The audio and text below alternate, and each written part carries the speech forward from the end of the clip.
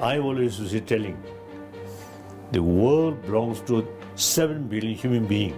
not kings or queens or lamas or spiritual leader. And each country actually belongs to the people of that country. So reality, people are the ruler of the country. So people should know what is the reality, what is happening. So media, very, very important role. Now, since media great important role in the society, so the information, not like propaganda or brainwash, not that way, realistic or scientific, so truthful is very, very important.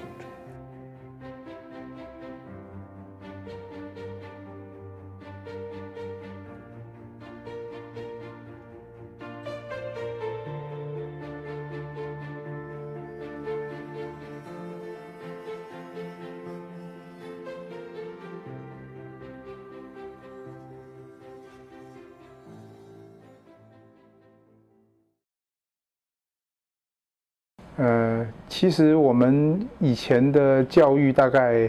就是说对西藏是很陌生，就是说因为我们小时候是接受就是中国的教育，而不是接受台湾的教育哈，就是说我们的教育是那种大中国主义的想法，我们对西藏的认识是非常片面、非常少的哈。那其实我在当记者之后大概进公视之后，比较开始就是说开始接触西藏人，好，那是2000年的时候，有一个人权团体叫台湾人权促进会，他们帮一批在台湾的西藏人争取居留权，好，因为他们就是我们说非法在台湾居留了非常久的期间，那他们最早是蒙藏委员会找进来的，他们那时候成为被抗议的对象，我们才知道说，这个原来藏人对蒙藏委员会其实是有很多恩怨情仇，我们也是那个时候才知道，然后才慢慢知道说，原来其实西藏有很多以前我们不知道的人权压迫的事情，然后西藏人他从西藏流亡到印度，流亡到全世界。好，然后可能生活并不是很好，最重要的是他们不只是要争取自己生活的好坏，他们有一个共同的心愿或课题是想要回西藏，让达赖喇嘛也回西藏。好，这大概在2000年那个时候才知道这个事情。我大概到2008年的时候，那时候是314抗暴事件吧，好。那时候我在公共电视就是做一个叫独立特派员的节目，因为要做一个那样的专题，不是我自己做，是我节目的同事要去做这样的专题，那我才开始去研究说，原来达赖喇嘛什么时候从中国这边走出来，好，然后对流亡政府才有更进一步的认识，才有更进一步的了解。在台湾，可能以我来说，我是透过了几个途径。第一个就是，台湾每年其实都会举办就是310的西藏抗暴日，那有一些活动，那我们透过这些活动就会去了解到，西藏它发生的问题是什么。然后再来就是说，其实，在台湾有一些流亡藏人在台湾生活，那之前因为有针对台湾难民法的问题做了一些采访，那在台湾的流亡藏人也是我们采访的个案，那透过他们也会因此知道说藏人面临的问题是什么。然后再来我们知道说达赖喇嘛尊者，因为达赖喇嘛尊者他其实有很多很有智慧的话，然后在台湾有很多的出版品，那透过这几个管道，以我来讲，我是透过这几个管道认识西藏。其实我会开始关注西藏的议题，是因为，我做节目的关系哦。我在央广大概是在2003年的时候开始做《放眼大陆》这个节目，然后呢，在2005年的时候，我又开始做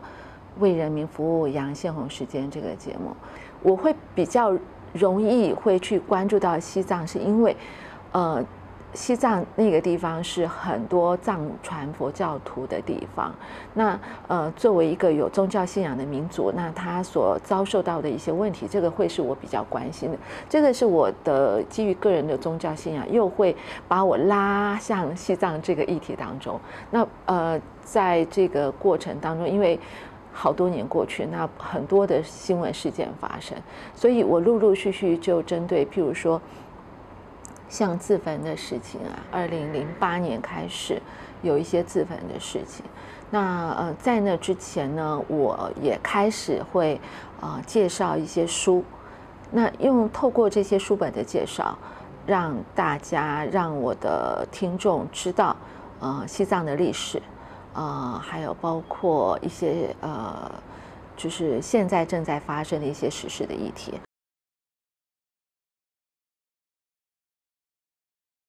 我觉得台湾，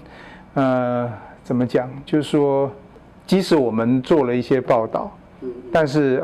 其实台湾对这方面还是比较，可能不是那么关心。我觉得，当然在台湾有很多是因为宗教的关系去就是喜欢达赖喇嘛尊者。可是他们了解的是宗教的层面，而不是西藏政治的层面。那我觉得这部分是比较可惜的。虽然我们尝试要做一些报道，可能也因为那方面的报道的量比较少。那每次有大概要知道，就是西藏会成为一个话题，大概就是比如说达赖喇嘛尊者在世界各地有什么活动，甚至我记得有几次是有来过台湾嘛，那一般台湾人民对于西藏的政治，特别是流亡政府那边，还有就是藏区现在的真实的藏胞的生活的情况，可能了解是不太多的。那当然台湾本身的新闻自由是够的，可是问题是藏区那边的消息是比较封闭封锁的我觉得这是一个很大的因素。我针对我周围的人做了一个很简单的问卷，我就问他们几个问题。第一，你知道西藏流亡政府在哪里吗？很多人不知道，很多人甚至不知道有西藏流亡政府。然后我问他们说，那你知道达兰萨拉在哪里吗？然后很多人也不知道达兰萨拉在哪里，他甚至连这个地方都没有听过。但是当我跟他们讲说，我要去采访达赖喇嘛尊者的时候，他们都会告诉我说，你要去中国西藏吗？所以换句话说，其实很多人对于西藏甚至流亡政府的历史是非常不了解的。那在我的这个很简短的这个统计当中，我发现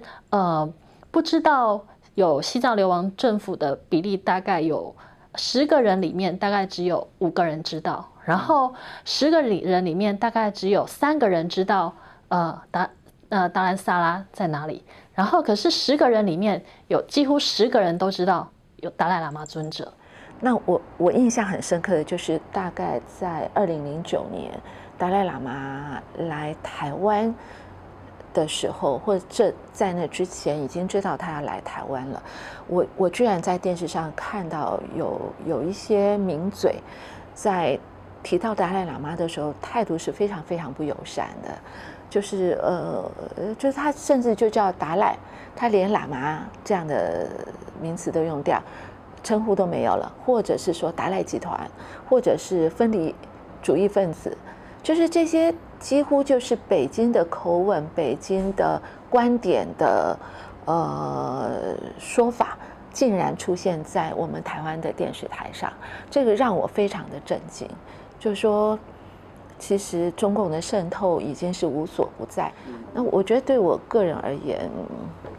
大概在4年前去达兰萨拉，我觉得是一个还蛮好的一个经验。这样，对，那在那个地方，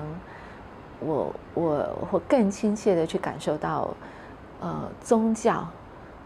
跟西藏人民的结合之深。那个是远远超过我们的想象的，因为在汉人的世界，如果我们说我们自己是汉人的话，宗教信仰通常是生活的一部分，或者不是生活的一部分，因为有很多人他没有宗教信仰。可是我发现，在对藏人而言，宗教几乎就是他们的生活，或者是说他们的生活已经宗教化了，或跟文化的结合是非常深的。所以这一点认识让我觉得印象非常非常的深刻。而我觉得对于世人来说，或者对于媒体来说，如果不能够认识到这一点，其实很难真正的去深入了解到西藏的议题的真正的核心。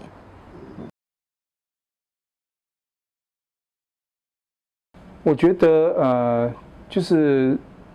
越自由的，就是环境底下才会有越好的报道。好，自由的当然就是流亡政府，它是一个民主的政权。好，那它有，可是我不晓得它的媒体有多发达或多就是说它到什么程度，其实我们并不太了解。但我想就是说，器材或技术那方面当然是一个问题。这方面可能要就是更加强。那还有一个更重要的问题是说，比如说如果能抛开宗教的那个信仰，就是说那个部分的话，就是说对更持平的去报道这个比如说藏人社区里面、藏人社群里面发生了哪些好的、不好的事情，应该都拿出来做报道。那比如说对流亡政府，可能对达赖喇嘛尊者，可能这个部分是你们的这个好像是一个，我不应该说底线或禁区啦，但是因为基本上你们是尊敬的。可是，在民主的社会里面，大家认为说媒体它有一个很大的角色是批评、监督。比如说西藏流亡政府的领导人，至少是现在的不管是官员或者是总理或者是他们的施政，应该要有更多更尖锐的批评，然后让各种声音都能出来，就是好的不好的流亡藏人社群发生的事情，就是做越多的报道，而且不要去预设那个底线，说什么东西是应该要维护它的名声。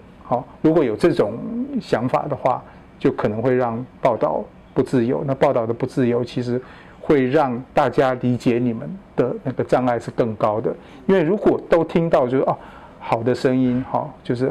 比如说流亡政府这边都做了什么好事，达赖喇嘛尊者这边都做了什么好事，只接收这方面的讯息的话，大家对你们的了解是不会够的。那不够，其实如果只看到那么表浅的东西的话，大家会失去兴趣，失去兴趣就会不关心，不关心的话，传播就没有效果。所以应该是好的、坏的各种事情，都让所有的事情都摊在媒体下，摊在阳光下被报道、被讨论。那我相信，这对一个社会来讲，应该是会更好的。我觉得其实世代是很重要的，然后尤其以西藏这么独特的议题来说，它所面临的状况，或者是它所面临的一些困境，其实是希望是应该要让大家一起来注意的。可是在这里面，就是随着世代的交替，年轻一代的人怎么想？那在这个世代的冲突中，大家对于西藏问题，大家是怎么看？然后有没有想过怎么样去解决？那当面临冲突的时候，大家又是怎么样来面对这些冲突？那怎么样来解决这些事情？那我觉得这个呈现或这个对话是很重要的。那透过媒体的报道，可以让不但是西藏人可以去自己思考这个问题，然后外界的人也会因此而更注意或更关心。我觉得是要用更多的世界的眼光来站在世界的角度来介绍、来谈论西藏的问题，而不仅仅只是限于西藏社群或者藏人的社群的说明或者是传播一些信息。那我会建议说，